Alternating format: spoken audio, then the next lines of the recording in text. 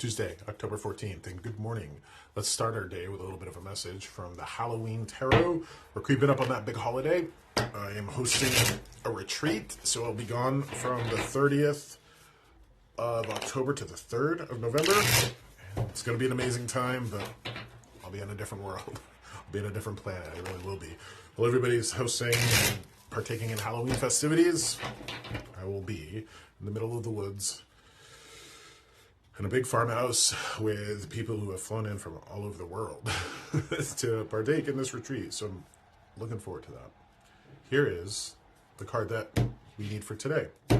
Tuesday, October 14th, the Knight of Bats, or the Knight of Swords. We take a look at the swords first. The swords talk about the mind, communication, and breath.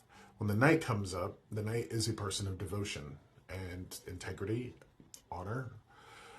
The Knight of Bats, while a lot of people think that this is just kind of hot-headedness and rushing in without thought, I think that it's devotion to the mind.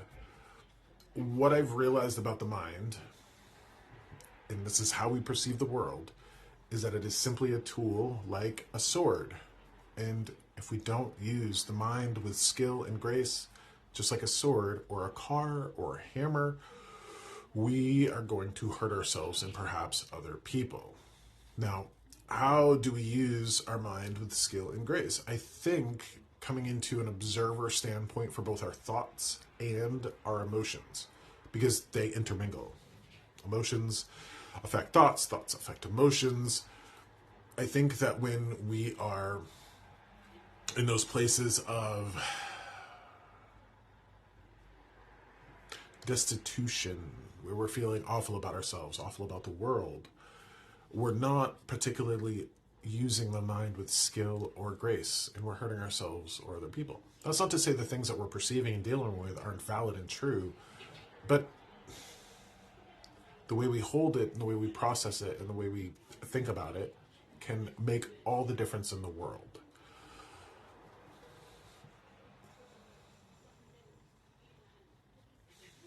And I don't know why I have to bring this up, but I'm just being compelled to bring it up. So I want to honor what Spirit's pushing through me. So I was a poor kid, you know.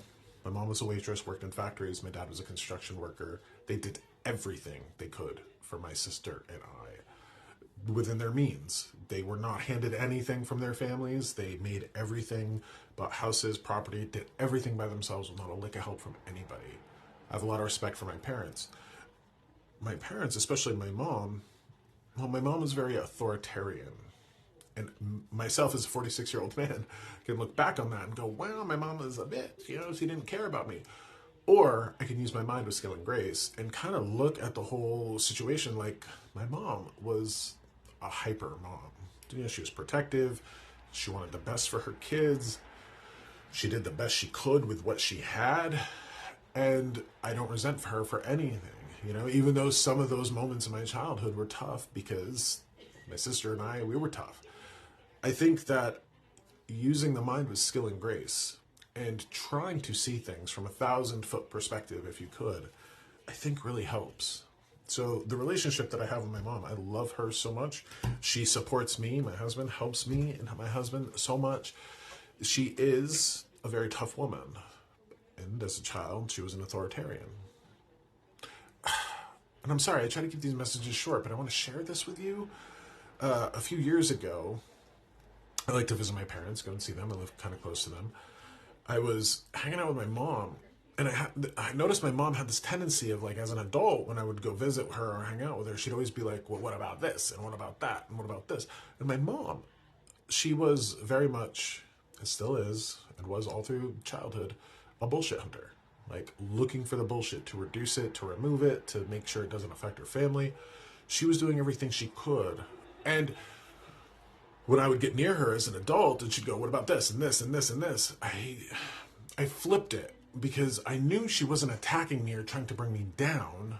She was just, you know, she's just this New Englander, you know, old farming stock. And I think we all can relate to the fact that we never got enough positive affirmation, you know, approval, if you will. Always told when we weren't doing things good enough, but never celebrated when we were doing things right.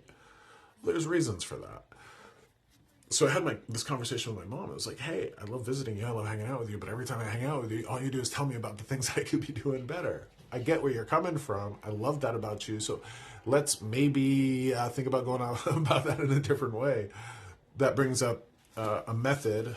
I don't even think I brought it up to her, but it would have been good for her to use. The sandwich method. Sandwich method is when you have to give somebody feedback and of a negative variety, try to sandwich it between two positives. You know, if ever I have to sit with my kid and be like, hey, clean up your act in this area, I try to give him like, hey, I love how you do this. I need you to work on this. And I really love how you do this. So the overwhelming message isn't just, I'm upset with you, because that's unfair to anybody. So, rather long message. Thank you for being here with me on this Tuesday morning. Use your mind with skill. Use your mind with grace. Be devoted to knowing how to combat those negative thoughts, and try to flip the perspective that you look at some situations with, so they don't hurt you.